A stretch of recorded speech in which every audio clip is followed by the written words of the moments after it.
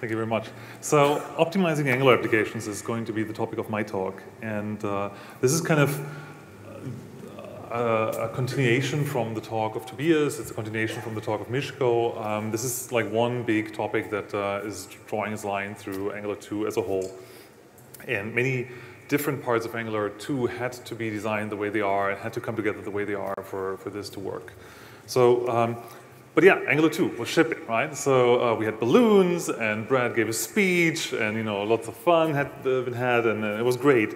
And so I hope everybody here fired up their browser and went to GitHub and checked out an Angular seed, looked at how it would all work. You probably already looked before, but still. So you have your little application with a bunch of routes, and this I think displays GitHub repositories that you have. And it's great, right? So like nice templates and routing and all the components come together. The fractal structure of the application helps a lot.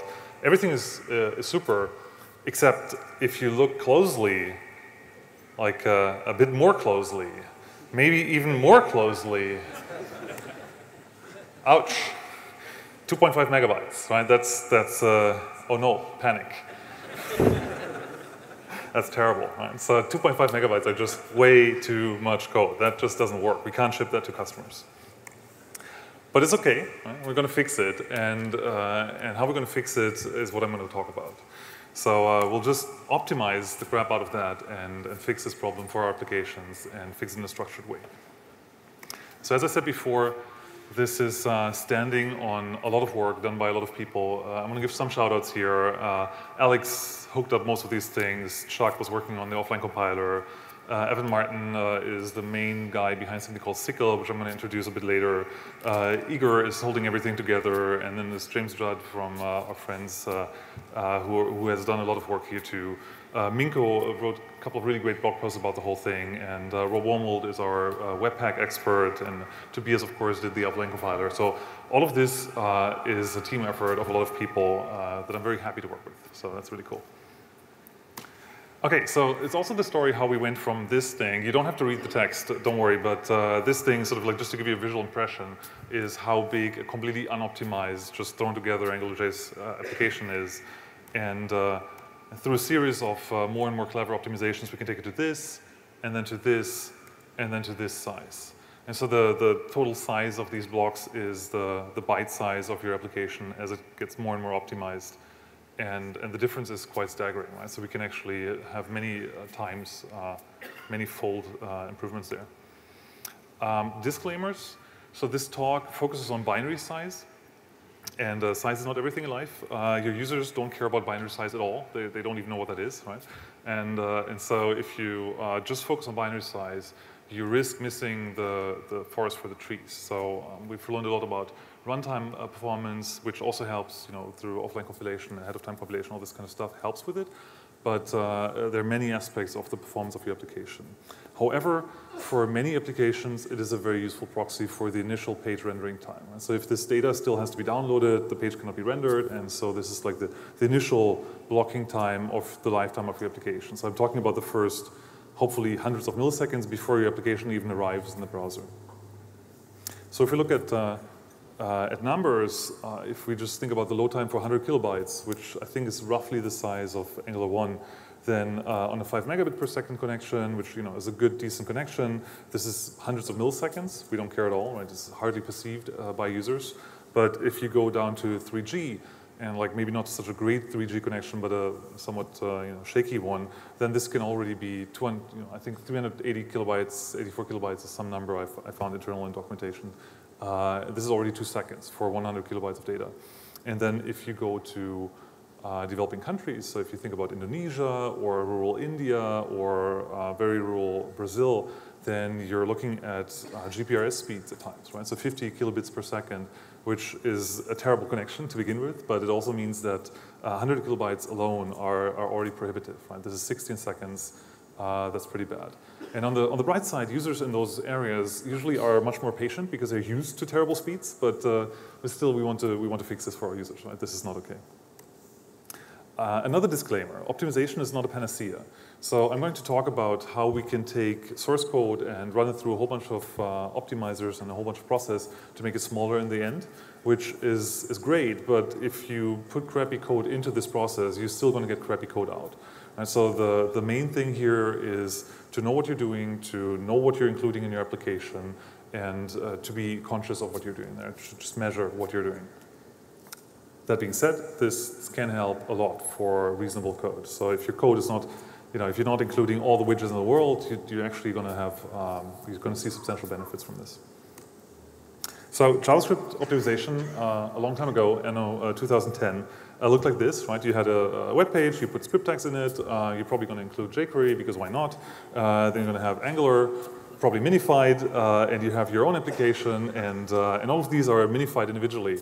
So jQuery is minified and then zipped, and Angular is minified and then zipped, and your application, I think most people had some minification going on, but mostly it was removing comments, removing white space, maybe renaming local variables, but sort of like a low level, at least by today's standards. And that's, of course, the first thing you might do with your Angular 2 application too. So essentially, we're kicking out jQuery, we're bringing in RxJS, the rest stays somewhat similar, or we have Zone.js and a bunch of other things, but mostly this looks very, very similar to before. And you can imagine this if you think of it as like dependencies between your code. You have your own application, you have Angular, you have RxJS, you have the the libraries, and our Angular might also be using RxJS, so there's a line between those guys too, and that's basically how things look, right? And if we look at that, if we just try this, then we have an Angular 2 seed, so this GitHub listing application, which is very small. We run it through Uglify, we run it through gzip, -9, which I'm of course doing with everything that I'm showing here in numbers, and we end up with about 420 kilobytes, which means the GPRS user is going to wait for 67 seconds just to download that. So that's over a minute. That's actually where HTTP connections time out, and it just doesn't work at all. So that's pretty bad. And if we look into this, of course, we would like to know why, right? Why do I have 420 kilobytes in my output? How can I actually figure out where this code comes from, what it does? How can I map back into my source code, right? Because the output in the bundle, the minified output is completely unreadable, right? So the bundle output bytes come from some input, but we don't necessarily know where they come from. They might be from this library, from that library, and the output is so optimized that it's unreadable, it's impossible for us to tell. However, we can use a trick. And the trick is that during compilation, most tools support producing a source map. And if your compilation tool does not support producing a source map, you should change your tool, because source maps are brilliant. So the source maps record essentially what's a mapping from the output into the input. They say something like, from byte number 15 in this file to byte number 35. Well, that's actually from the source file myapp.ts line 23. And from byte number 35 to number 49, I find code that is originally from http.ts line 42 or whatever, right? So we don't care about the line numbers necessarily here. What we do care about is the sizes. And so if we flip this map around and we say we look at everything that is from http.ts and just sum up the numbers, so we just sum up the byte numbers in the left-hand column, then we get the bundled sizes, right? So we get back to, http.ts contributed, in this example, 14 bytes to our output bundle, and 20 bytes come from myapp.ts. And this is hugely useful, because this allows us to inspect what inputs caused what size in the output, because those are not always easy to predict. There's one caveat with this. The byte offsets in the source map, of course, talk about the non-compressed code. So they talk about the source code as it is on disk before it actually gets zipped together, and that means there's some skew in these numbers. So the http.js file, which is of course the output from http.ts, it might gzip much better than your myapp.js file. So there might be a difference here. And all of the numbers that I'm going to show you kind of pretend that that's not the case. So we kind of pretend that most of these files zip similarly. So if I have something that's 500 kilobytes in the output and something that's 100 kilobytes in the output, then I assume that gzipped afterwards, they're going to be similar in size. And that's wrong. Sorry about that. But it's kind of hard to not be wrong about this, because zipping is hard and has effects all over the place. But in our experience, usually it is actually not too wrong. So it's not exactly correct, but it's good enough. And so without further ado, there's a wonderful tool called Source Map Explorer that I'm not affiliated with at all. But Source Map Explorer does this, essentially. So it reads your source map and your JavaScript file and produces a graphical representation of the source code. And that's actually the pictures that we saw before. So we can see this. Again, don't worry about the numbers, but this is essentially a map of our entire application. And this is very granular. So we see the individual node modules that we compiled into our application. So here we see compiler is one part of Angular, then we have the core, which is this big gray block, then we have forms and platform browser and Zone.js down here and so forth. And this gives us a first overview of what's going on in our application, where does all this stuff come from. So that's super useful already. But still, most of what we can see from that is, well, we have too much code, which is something we knew before, and we don't really know exactly which files are contributing to this code. And the question here is, can we get more granular visibility? And the answer is yes, of course, because we have ECMAScript modules. ECMAScript modules are great because they allow a tool to analyze your source code and understand which source code depends on which other source code. So here I have my function, which calls other function, which is imported from other path, right? And all of this can be understood by a tool just looking at your code statically. So we can see that my function is the entry point here. It's an exported function that calls into other function, which is then this import symbol, which is sent from this other module path. And so this turns this opaque graph of big libraries depending on each other into something very transparent, where I can see the individual files. So for example, the entry point could be A here. A is depending on a whole bunch of other code, including B transitively through these lines going down. But in this example, C up there is not imported by our application at all. So nobody cares about C. Your user don't care about C, and by extension, they also don't care about D and whatever D depends on. So that's of course a big opportunity where we can say, hey, we have my other function here, which has some code, but the unused stuff just gets completely removed. We can ignore that. We don't have to put it into the output. And interestingly, we can actually go through the bodies of functions there too. And so that means in this graph, I can mark the parts of the graph that should be part of our output. And that's exactly what bundlers like Webpack 2, for example, do. And so if we enable this technique, which is called tree shaking, so we pick an entry point to our application, and then everything that is not part of this entry point gets shaken out of the tree, so to say, out of this graph that I just showed. If I look at this result, I can see I can get a lot more granularity. This is actually a map of our application. It's more or less the same as before. It's slightly smaller because we already found a bunch of pieces of code, like some part of the HTTP library, for example, that might not be used by your application, or some part of your of the compiler that might not be used in your application, and so forth, right? So individual pieces can be removed, and we can see very nicely that the compiler consists of these source files, and then in the output directory of the compiler, we see a whole bunch of more source files, and we can actually understand, well, output AST, for example, is 18 kilobytes about in the source before gzipping. And this information is very, very nice, right? We can actually take a look at this map, and the overview is very helpful to see, which are the big blocks, what should I be looking at overall. So going back to the presentation, after doing this, so we're taking the Angular 2 seed, we do tree shaking, we get to 191 kilobytes, which is 30 seconds for GPRS users. And so we already shrank our binary by about factor 2, which is great, right? Factor 2 is a huge outcome. And essentially what we're doing here is we're increasing visibility of the tree, so we can for example, decide, hey, we have this file import here, which imports a huge file. We can look at that and we can say, hey, this edge we want to cut. So we try to optimize our application to not import source files at all. Or we can look at individual files and say, hey, is this maybe written in a style that causes a huge blow up of code, and maybe we can improve that. At the same time, there's something called Amdahl's law, which is it's saying something a bit more complicated than it maybe needs to be. But so theoretically, shrinking of the size of the whole binary is limited by the part that doesn't get improved, right? Amdahl originally was talking about speeding up processes by parallel processing, but it has exactly the same effect. If you have a 5 megabyte binary and you're focusing on the 50 kilobyte part of it, then anything you can improve on the 50 kilobytes is not going to make a dent in the whole 5 megabyte binary, kind of obviously, right? And so what we should do, we should focus on the largest chunk here. And if we go back to this, we can see that the compiler, which is this whole bucket, is the biggest chunk, which makes sense, right? Angular is at the core, it's an HTML compiler, and so it's the biggest part of it. It's in here, it's 42% of the application in our small sample application. And so we should tackle that, right? And the biggest culprit, Angular compiler, actually is great because we can remove it altogether. Right? And that's the whole story behind ahead of time compilation, that we can get a whole bunch of benefits out of this compilation process. So we can compile the templates before bundling, which has huge application startup improvement effects. It has runtime performance improvements, but it also means that we don't have to ship the compiler to the end user. So we can remove it for size benefits and also for security benefits. The security reason is one attack vector against Angular applications is injecting malicious templates into the application itself. And if we don't have the compiler, which essentially interprets the templates, so if we don't have the compiler at all, then this security hole is effectively plugged because it just cannot happen at all. So that's a nice security benefit too.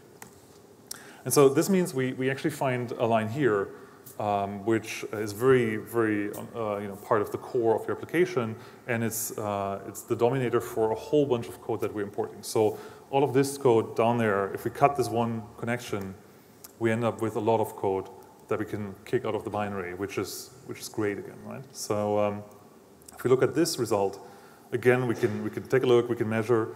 And again, you can't read the numbers, so I can say anything I like. But it's about 700 something kilobytes before, and now it's before gzip always. It's about 450 kilobytes. And so we kicked out about 40% of the application, as we predicted. Another interesting thing is now, because we don't have the compiler anymore, so the entire bundle has become a bit smaller, but also because we generate a bunch of code for our application ourselves, we can actually look at this is the core of Angular, this is the forms module, this is the router module, but all the way down here, there's a small bit which is actually our actual application, right? So here we see we have the build directory, which is where our source files come from, and then we have one package called GitHub, which has this GitHub repository listing, and one package is our app module, which has all the imports of the various material design components or whatever you're using. And we can see that this, for example, is 14 kilobytes, and this guy is 6 kilobytes, and so we can actually now make informed decisions in our application if we worry about code size, which of these parts is actually bad, which of these things should I be looking at. So again, very useful to look at these source maps. And with that, we have the Angular 2 seed with this ahead of time compiler go down to 15 kilobytes, which comes from 191. So again, that's not quite a factor 2, but it's less than 2/3 of the original. And that's, again, huge outcome, right? So 18 seconds, this is actually becoming usable now, even for users with very bad connectivity.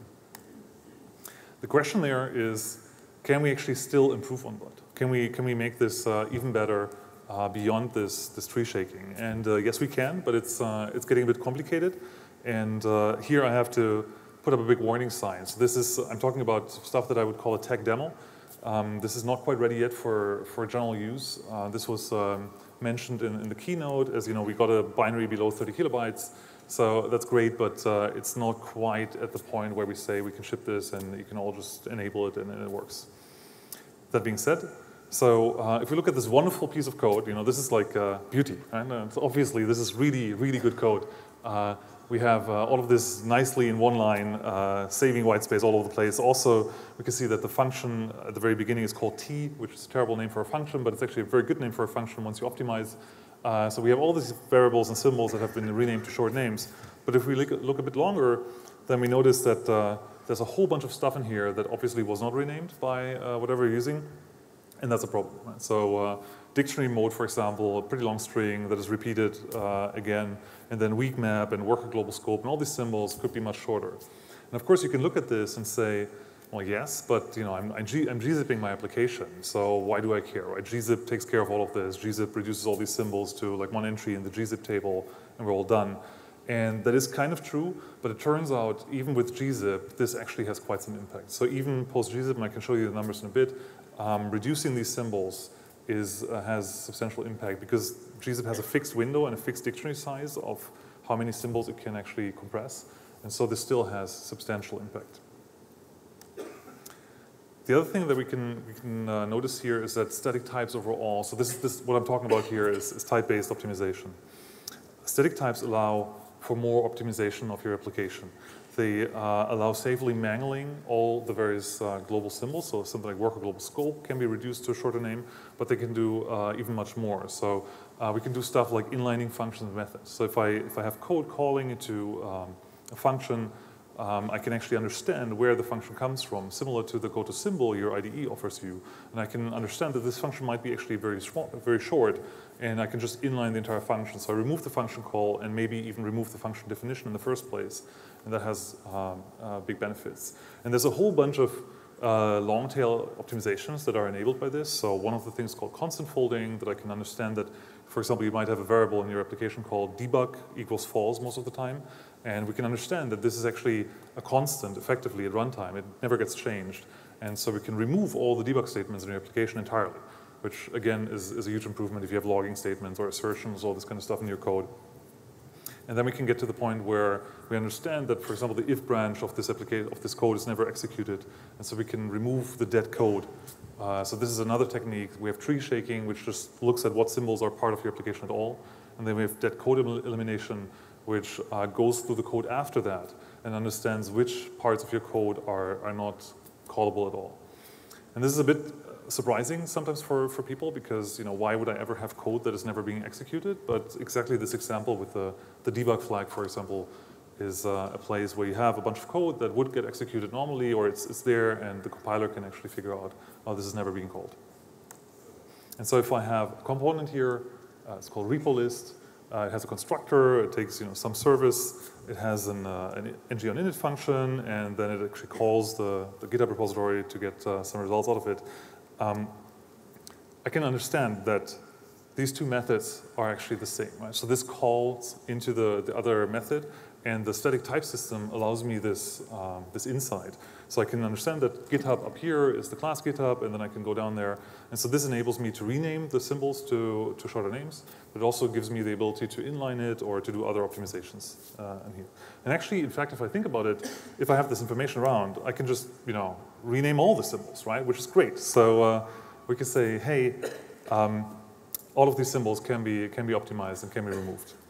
We're using a tool for this, which is called Closure Compiler. Closure Compiler has been around for a decade. So it's what Google built to build Gmail.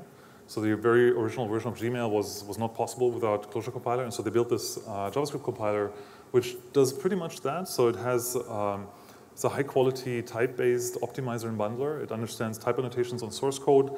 It bundles source code together. It renames, it inlines, it removes that code, does all these things. It bundles and flattens modules.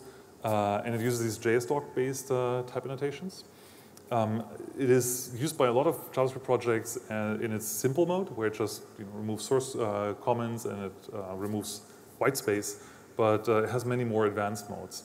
The trouble with that is that the advanced modes are sometimes very hard to use. So Closure Compiler can be complex to set up and get started with, and it also is an expert tool. So Closure Compiler can change your code in ways that will actually break the code.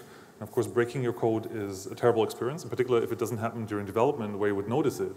But it's sort of at the very end, you bundle your stuff and you ship it to the customer, and then the code is broken. And so we don't want that to happen to you. And that's actually exactly why I'm saying tech demo, not quite ready yet. You still want to give it some time to mature. One problem with Closure Compiler is it does not understand TypeScript. And so that's of course a bummer, because TypeScript is this nice programming language that we would like to use and that Angular uses. And so what we did is we built a pipeline that first has the Angular's ngC, so that's the ahead-of-time compiler, which takes TypeScript and produces, in one go produces the factory source files. So that's what Tobias told you about the compiler. So we have that step. Then we run through something called SYCL, which is short for TS2CL, so TypeScript to Closure.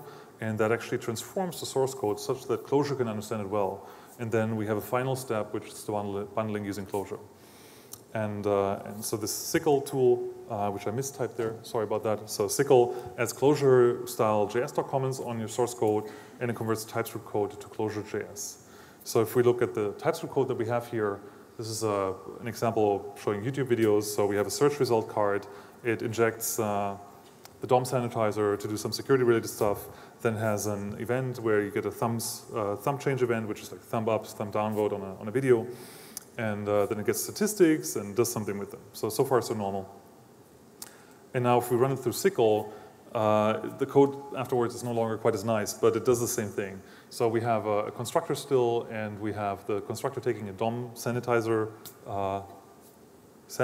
and the type actually moved into the comment here. This is just the way how Clojure code works. And then we have the onThumbsChange method, where again the type moved into the comment, thumb change event, and in the line below we have a local variable that also has a type declared on it. And the syntax is kind of weird. Like, I wouldn't really want to write that a lot because the comments are nasty to type, and all of this is kind of strange. But the outcome of that is that we can tell Clojure compiler effectively about the source code structure of our application. So we can actually tell it, hey, this is how everything belongs together, and Clojure compiler can understand that the video statistics object down here is of that type, and the like count and all these kinds of things belong together. And so this allows us to minify all the names, right? So this is great. We can finally have everything together. We can just run it through the thing. And then we notice get element by ID, for example. Right? So it turns out there's a whole bunch of things that we cannot rename. There are things that we must not rename, otherwise our applications will break. So there's browser built-in variables, or names like get element by ID, or all of the methods from the DOM, but also JSON.parse and all these kind of things that we cannot rename because they're part of the browser. And then there are uncompiled libraries, so you might be including some code in your application that does not actually, is not part of your compilation operation, so we cannot rename symbols in that part of the code. And there's also things like you receive JSON objects from the server that you're interacting with, that at least most applications do something with the server side. And in those JSON files, we cannot rename the names either, right? Because otherwise the server and the client would not agree on the names of these files. There's also a bunch of things like reflection-based code. So if you write code that, for example, in this code here, iterates all of the symbols in a class, the compiler cannot understand that these symbols are still being used. So it will still remove symbols from the class. So if the class has 5 methods and you're just using 2 of them directly from code and the other ones through this loop, then those will be removed because the compiler doesn't understand this. It turns out this is not a big deal in most code, but it's something that you have to be aware of, and something that ideally we would like to warn you about. Like if you look at your code and we find these kinds of patterns, we would like to be able to tell you, hey, what you're doing here is probably not going to work with optimization in the end. And there's a bunch of Clojure-specific assumptions that are, again, stuff that we should be warning you about. And so, but the outcome of that is that we have this wonderful code here, which, again, wall of text, but here we really cannot find any symbols anymore, more or less entirely. So if I go one slide further, we see that there's a bunch of things like remove child down here, which is the DOM API, or create element up there, which are the DOM APIs we know. And then in the very, very bottom here, we find hello world, which is ultimately what our application rendered on screen. And so the Angular 2 app that we sent through Clojure compiler here ended up being 30 kilobytes. Somebody else reported 27 kilobytes. We only ended up at 30 kilobytes, but still all of that is fine, right? So 5 seconds to load on a very bad connection is great. And this is, of course, highly lab results. The application doesn't really do anything interesting much. But the tech demo, the point of the tech demo is that we have the tools in place that we can do these very advanced optimizations and end up with very small binaries. And this is the result before we even add lazy loading and all these other techniques that allow us to improve even further on these. And so the summary, the result of all of these efforts is that we started out with something that takes about over a minute to load, over a bad connection, and over 10 or close to 10 seconds over a slightly better connection. We added tree shaking on top of that, so we ended up with 30-second loads on terrible connections and 4-second loads on mediocre connections. And ahead of time compilation again did nearly a factor 2 improvement, and then Clojure on top of that did another factor 5 improvement. And so this shows you how much is possible, how much we can go down, and how close we can get to applications really load instant, even in on the Philippines, in rural India, in all of those places where a lot of new users are going to look to use web apps in the future. And so takeaways for this, for me, are you should bundle and optimize your code, right? If you don't actually invest the time into bundling your application using whatever tool really, like Webpack 2 works well, Angular CLI has it built in already. So just do it, because if you don't, then you're wasting a lot of bandwidth, and you're making your application a lot less nice to use for users than you could. The other thing is measure before you optimize. Look at this, look at your source map, use the tooling available to us to figure out where is code coming from in my application, what is big, what can I remove, what can I maybe improve upon, because there's a whole bunch of very low-hanging fruits usually that you can just remove this import altogether, or avoid having this very large source file in your application. That's usually quite useful. Focus on the big parts. So make sure that you don't micro-optimize some piece of code that really doesn't contribute a lot to your application in the first place. Make sure that you take the big chunks of code and look how much you can get out of those.